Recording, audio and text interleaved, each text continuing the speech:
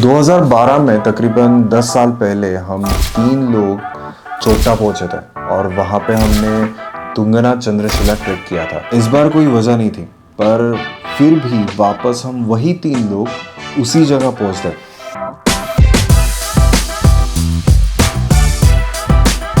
Actually हम आली Bedni Bugyal track जा रहे थे।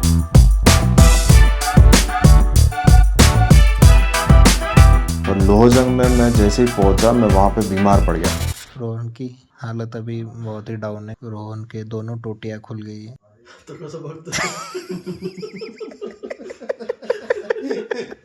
तो ट्रैक लीडर ने हमको वापस जाने की सलाह दी, तो हम ऋषिकेश चले गए।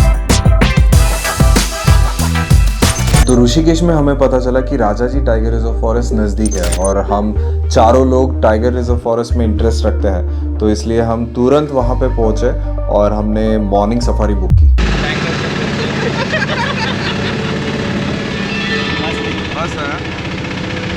अच्छा लगा।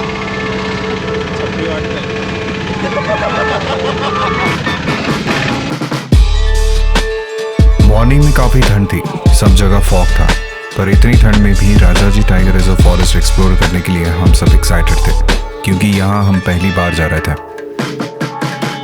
जंगल के बीचों बीच कुछ ऐसे संकेत बने कि ऐसा लगा कि टाइगर आसपास है।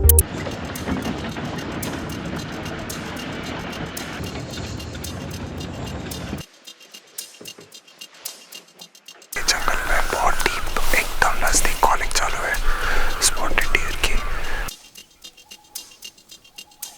ये फॉरेस्ट वाइल्ड एलिफेंट और टाइगर साइटिंग के लिए काफ़ी फेमस है और सुबह सुबह टाइगर साइटिंग के चांसेस बहुत ज़्यादा थे। वो स्पॉटेड डियर कॉल थी कि टाइगर या लेपर्ड कहीं पर मूवमेंट कर रहा होगा तो स्पॉटेड डियर को दिख रहा होगा।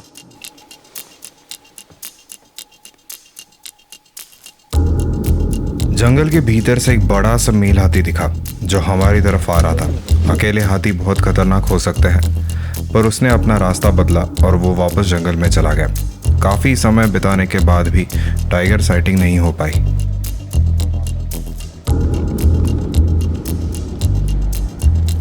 गट फीलिंग ऐसी थी कि सेकेंड राइड को पक्का टाइगर दिखेगा, तो हम वापस जंगल चले गए। टाइगर बैठा हुआ है अभी कहीं पानी पी के। अभी शाम के वक्त शायद वो मार्किंग करने निकलेगा टेरिटरी में।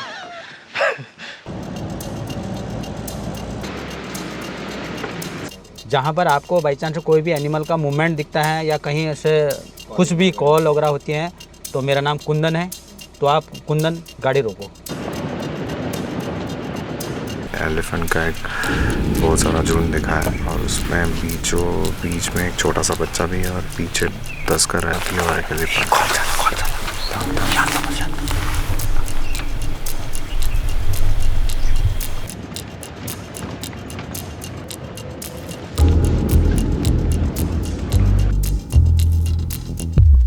टाइगर तो नसीब नहीं हुआ और सेकंड चांस लेने का हमारे पास टाइम नहीं था, क्योंकि हम ऋषिकेश में थे और ऋषिकेश में त्रिवेणी घाट पे होने वाली गंगा आरती कौन मिस कर सकता है। वहाँ पे ऐसा माहौल था कि सब लोग अपने आप में डूब गए थे।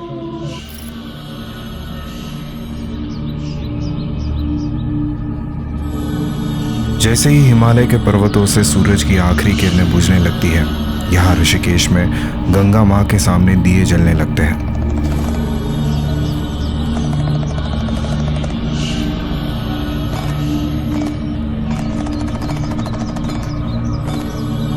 घाट पे शाम होते ही कुछ ही मिनटों में माहौल बदल जाता है।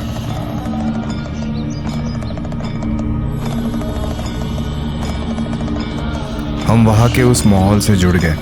वो पॉजिटिव ऊर्जा हम महसूस कर सकते थे।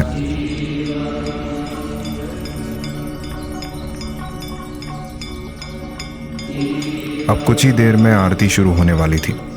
आरती शुरू होते ही पूरे शरीर में रोंगटे खड़े हो गए।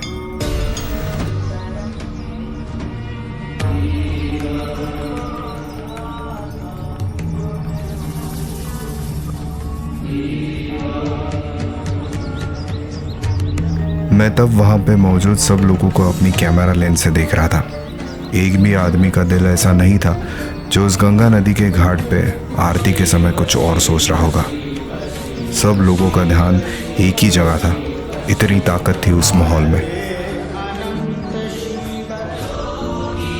आरती खत्म हुई। लोगों ने गंगा में दिए अर्पण किए। मौजूदा लोग पारंपरिक संगीत पे झूमते दिखे। कहाँ गंगा माँ के नारे लगे थे तो कहीं भारत माता की जय के नारे सुनाई दे रहे थे।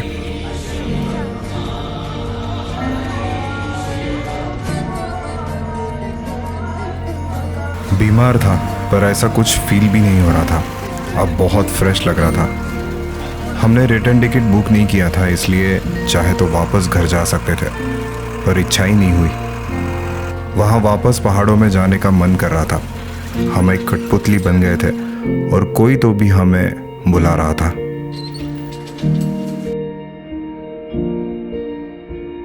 इसलिए सुबह होते ही चोपटा जाने का प्लान बनाया और हम कर्णप्रयाग की ओर निकले, वापस हिमालय में।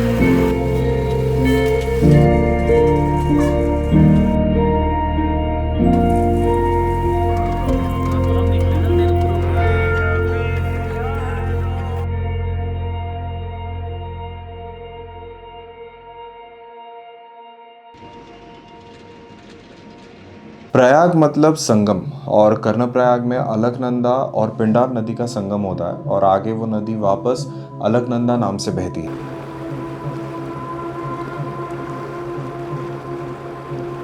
उत्तराखंड में कर्णप्रयाग जैसे और भी प्रयाग हैं, जैसे कि नंदप्रयाग, विष्णुप्रयाग, रुद्रप्रयाग और देवप्रयाग। देवप्रयाग में अलकनंदा और भागीरथी के संगम से बहने वाले पानी को गंगा बोलते हैं।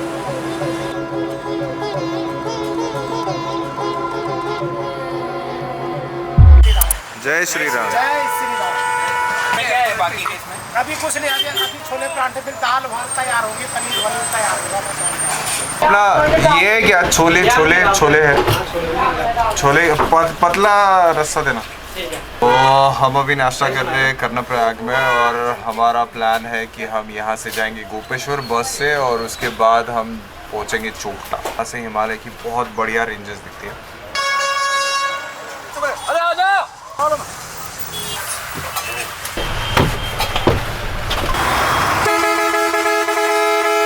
कर्णप्रयाग से हम गोपेश्वर वहाँ की लोकल बस से गए और गोपेश्वर से हमने एक टैक्सी बुक की जो कि चोपटा जा रही थी।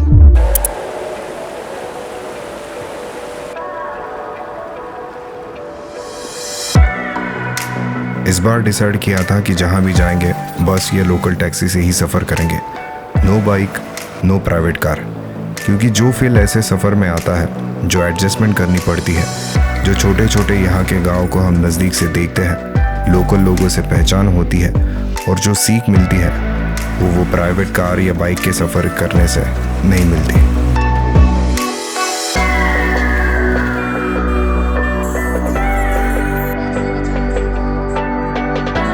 गोपेश्वर के बाद हिमालय की रेंजेस पास से दिखने लगी। बढ़िया पैनोरामिक व्यू था।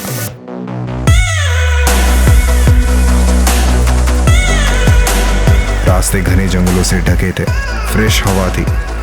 10 साल पहले वाली वही फीलिंग, बिल्कुल सेम टू सेम। अब ऑलमोस्ट हम चोपटा पहुंचने वाले थे।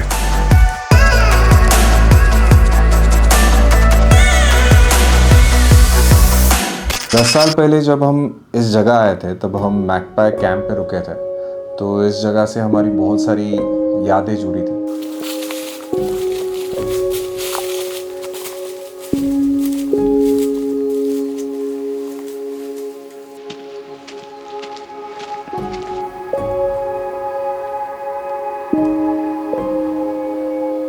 Guys, welcome to Chopta.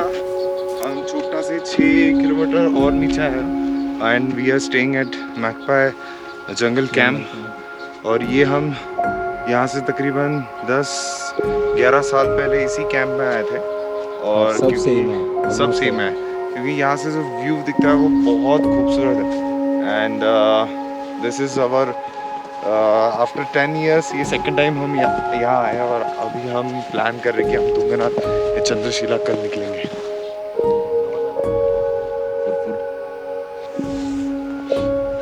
भारी ऑटो है, एक नंबर। दिसंबर का महीना है, आप हिमालय में हो, बाहर ठंड है, सामने कैंप फायर है और आप दोस्तों के साथ हो। आई थिंक सो इससे बेस्ट कॉम्बिनेशन नहीं है।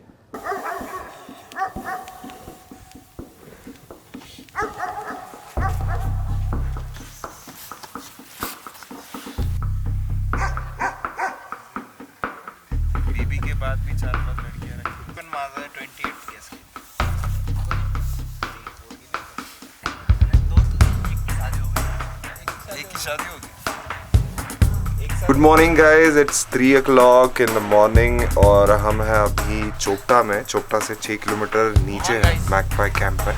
और अभी हम रेडी हो चुके हैं हमारे एक एक्साइटिंग ट्रैक के लिए, जो कि है तुंगनाथ ट्रैक। और यहाँ से हम फिर से 6 किलोमीटर ऊपर जाएंगे और वहाँ से हमारा ट्रैक चालू करेंगे। तो अभी फ़िलहाल 3:30 बजे के करीब हम ये ट्रैक चालू करेंगे। और हम इतने जल्दी ये ट्रैक क्यों कर रहे हैं, बिकॉज हमको गुड मॉर्निंग सनराइज़ देखना है उधर पहुँच के। और चंद्रशिला से सनराइज़ बहुत खूबसूरत दिखता है। इसमें तो ब्रेक भी नहीं मारना है। हाँ, जब मैंने वो तुंगनाथ तक पहुंचाने वाली वो पहली स्टेप देखी और वहाँ पे ऐसी पताकों में सजी हुई घंटियाँ देखी, तो मैं वापस भूतकाल में अपने पास्ट में चला गया। 4 बजे एग्जैक्टली तुंगनाथ का ट्रैक चालू किया है। अभी थोड़ा हमको आधा घंटा हुआ है हम चल के आ रहे हैं। ठंड काफ़ी नहीं है इस समय, बर्फ़ होना चाहिए था। 7 बजे सनराइज़ होता है, तो उससे पहले हम कहीं ना कहीं तुंगनाथ के आसपास या चंद्रशिला तक पहुंच जाए, तो ये हमारा टारगेट है। सनराइज़ होने को अभी तक ऑलमोस्ट 1 घंटा बाकी है और ऐसा लग रहा है कि हम हमारा टारगेट अचीव करेंगे और सनराइज़ होने से पहले हम ऊपर तक पहुंच जाएंगे। जैसे ही हम चंद्रशिला पहुंचे, ठीक उसी समय सूरज सामने वाले पहाड़ से ऊपर आया था। हम सनराइज़ के एग्जैक्ट समय पे चंद्रशिला पे थे।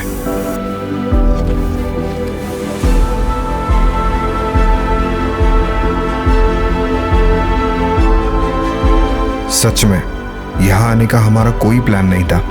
उत्तराखंड में ऐसे बहुत सारे प्लेसेस थे जो हमने एक्सप्लोर नहीं किए थे, तो फिर हम वापस यहाँ इस जगह कैसे थे, और वो भी वही 3 लोग। शायद हम सच में कठपुतली थे।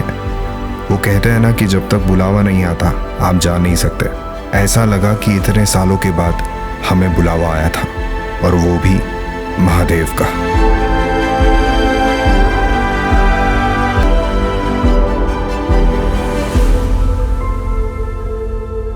2013 में हम यहाँ आए थे।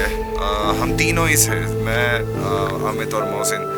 तो हमारी और एक इच्छा बाकी है कि हम 2013 में हमने एक फ़ोटो लिया था। वो फ़ोटो हम रिक्रिएट करना चाहते हैं और देखना चाहते हैं कि हम अभी कैसे दिखते हैं, या पहले जैसे, या हम थोड़े और जवान हो गए।